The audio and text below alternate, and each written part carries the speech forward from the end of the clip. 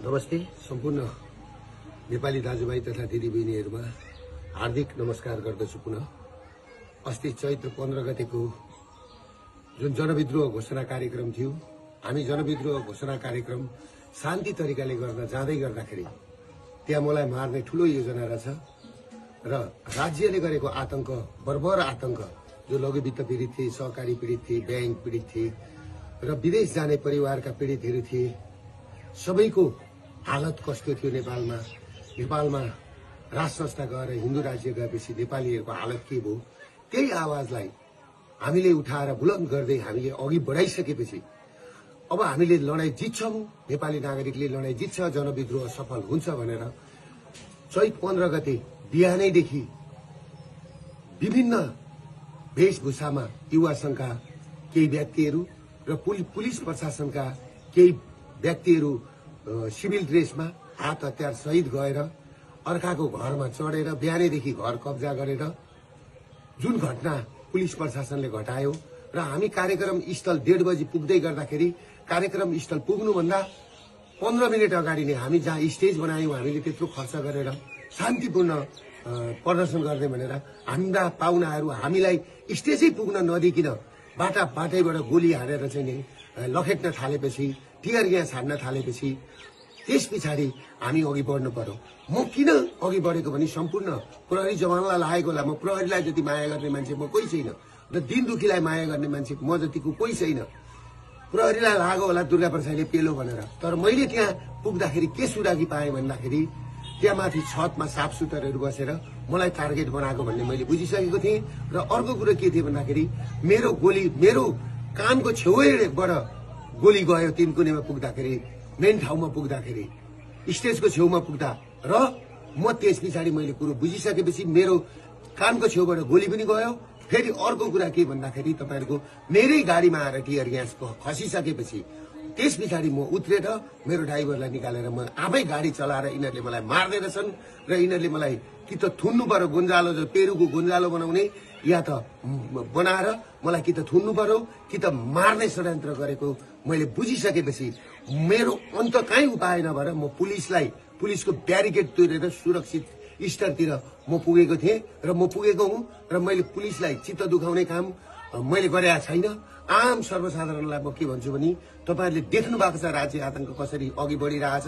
किनभने माओवादीको उसमा चाहिँ 3000 जति मान्छे आए अनि मान्छे आएनन् भनेर हाम्रा मान्छे बढी हुन्छन्। काठमाडौँमा हाम्रो त्यो दिन मान्छे 5 लाख मान्छे उत्रिदै थिए। हाम्रो पलङ्कीको मास आउन दिएन, हाम्रो गौशालाको मास आउन दिएन, हाम्रो बसपाको मास आउन दिएन। सबै जुलुसलाई बाटोमै रोकेर सुरुमै कार्यक्रम स्थल हामी पुग्नुभन्दा 15 मिनेट अगाडिदेखि नै रणभूमि जस्तो बनाएको थियो। त्यसले गर्दाखेरि कुन नेपाली दाजुभाइ दिदीबहिनीहरूको आँखाबाट आँसु झर्दैन, कसको ब्लड खुन ताप्दैन।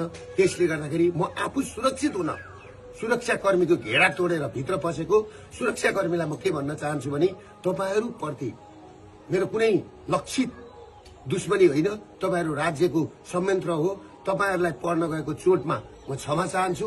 तर एउटा कुरो के छ भन्दाखेरि दुर्गा प्रसाद तपाईहरुबाट टाढा छैन र केही साथीहरु, केही 12 भाइ मिडियाहरु मेरो पछाडि हात धोएर लागेका छन्।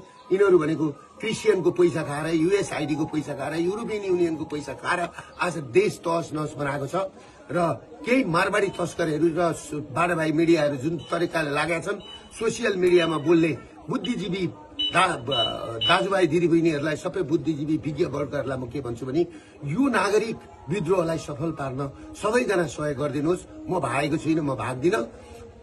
पुलिस प्रशासनले मलाई खोज्नु पर्दैन, किनभने मलाई गुन्जालो बनाएर यो आन्दोलन दबाउने कोसिस गरिएको छ। म सुरक्षित मात्रै बसेको, मलाई साफ भेटेको ठाउँमा गोली हाल्नु भन्ने प्रधानमन्त्रीको आदेश छ भन्ने कुरो मैले सुनेपछि म सुरक्षित मात्रै बसेको, मलाई साफ भेटेको ठाउँमा गोली हाल्नु भन्ने प्रधानमन्त्रीको आदेश छ भन्ने कुरो मैले सुनेपछि म सुरक्षित ठाउँमा बसेको छु। म भागेको छुइनँ। म नेपाल र नेपाली छोडेर म भाग्दिन। म भाग्नलाई जन्मेको होइन, म झुक्नलाई जन्मेको होइन, बरु म मर्छु तर तपाईहरुको अगाडि मर्छु। त्यसले गर्दाखेरि तपाईहरु के बुझ्दिनुस् भने सम्पूर्ण नेपाली नागरिकलाई त्यो घटना कसरी भएको छ, पत्रकारलाई आगो कसरी लगाइएको छ, त्यो घर माथि कसरी बिहानैदेखि गएर चाहिँ नि पुलिस र सुरक्षाकर्मीहरू चढेका छन्। र अर्को कुरो के छ भने हाम्रो अभियानले म फिल्ड कमान्डर हुँदै हुँदाखेरि मेरो मुखबाट सुन्नुभयो तपाईहरुले चाहिँ नि सुनेको छ फलानो आगो लगा फलानो घर आगो लगा गोली हान भनेर मैले त्यहाँ भनेको छु बरु एयरपोर्ट कब्जा गरौं संसद भवन कब्जा गरौं मान्छेका घरमा आगो लगाउने तोडफोड गर्ने काम नगर साथीभाइ हो भनेर मैले भनेको छु। तर जुन घटना भएको छ त्यो घटनाप्रति म दुःख व्यक्त गर्दछु र जुन मान्छेहरू जुन 5 जना मरेको खबर आएको छ अहिले 2 जना मात्रै देखाएको छ। एकजना पत्रकार भाइप्रति हार्दिक श्रद्धाञ्जली व्यक्त गर्न चाहन्छु र अर्को हाम्रो महर्जन भाइप्रति हार्दिक श्रद्धाञ्जली व्यक्त गर्न चाहन्छु र अरु 5 जनाको पनि तुरुन्त यिनीहरूले चाहिँ सार्वजनिक गरून्। त्यो भन्दै म सम्पूर्ण नेपाली दाजुभाइबाट म टाढा छैन, म काठमाडौँमै छु।